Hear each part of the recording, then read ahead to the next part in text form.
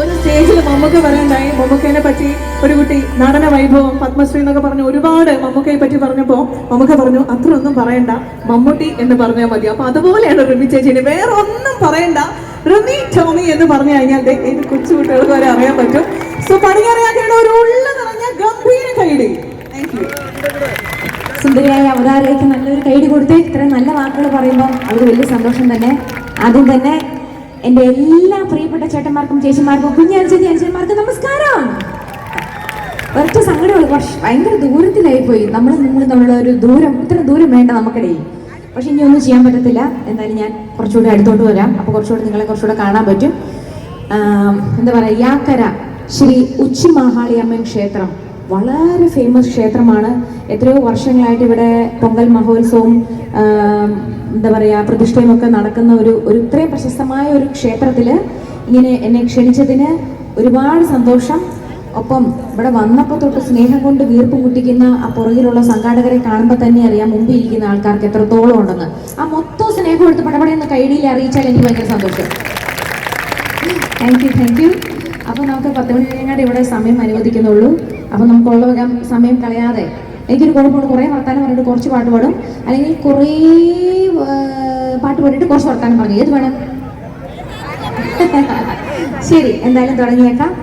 അങ്ങ് മുമ്പിൽ ഇരിക്കുന്നവരും അങ്ങ് പുറകിയിരിക്കുന്നവർക്കും തൊട്ട് വലിയൊരു നമസ്കാരം. അതുപോലെ ഈ പ്രോഗ്രാം സ്പോൺസർ ചെയ്തിരിക്കുന്ന കുറേ പേരുണ്ടോയെന്ന് എഴുതി തന്നു കഴിഞ്ഞാൽ പ്രോഗ്രാം തീരുന്നതിന് മുമ്പ് അതും ഞാൻ പറഞ്ഞിരിക്കും. ഇത്രയും ഗംഭീരമായ സ്റ്റേജും നിങ്ങൾ വന്നിരിക്കുന്ന ഓരോരുത്തർക്കും നന്ദി പറഞ്ഞുകൊണ്ട് ഇതാ നമ്മൾ പ്രോഗ്രാമിലോട്ട് തുടങ്ങുകയാണ്.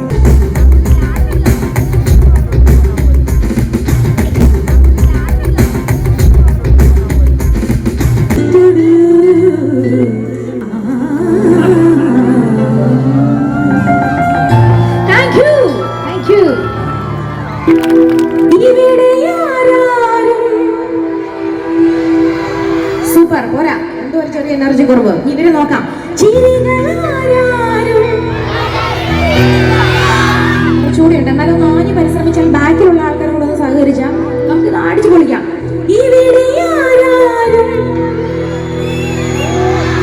സൂപ്പർ, ഇവരിച്ചിരി കേറിയൊന്നൊരു സംശയം. തുടക്കത്തിൽ ഒരു താങ്ക്സ് പറയണം. സുഭാഷ് എന്ന് പറഞ്ഞ ചേട്ടൻ എന്തൊരു എനർജി ആയിരുന്നു ആ കോളിൽ തന്നെ.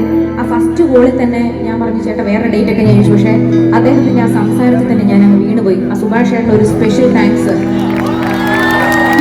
എന്നെ ആരോ ബന്ധു പോലെ എന്തോ ഒരു സ്നേഹം. നിങ്ങളങ്ങ് വന്നാൽ മതി എൻ്റെ റിമി ചേച്ചി, നിങ്ങൾ എന്താ അങ്ങനെ, നിങ്ങൾ സ്വയം ഇങ്ങനെ പറയല്ലേ, നിങ്ങളുടെ കൂടെ എനിക്ക് കുറച്ചു നേരം ഞാൻ മാറി ഇന്ന് കരയും വരെ ചെയ്തു പോയി. അത്ര നല്ലൊരു കോളായിരുന്നു. ആ ചേട്ടൻ ഇവിടെ അദ്ദേഹത്തിന് വേണ്ടി ഇരിക്കട്ടെ ഈ പാട്ട്.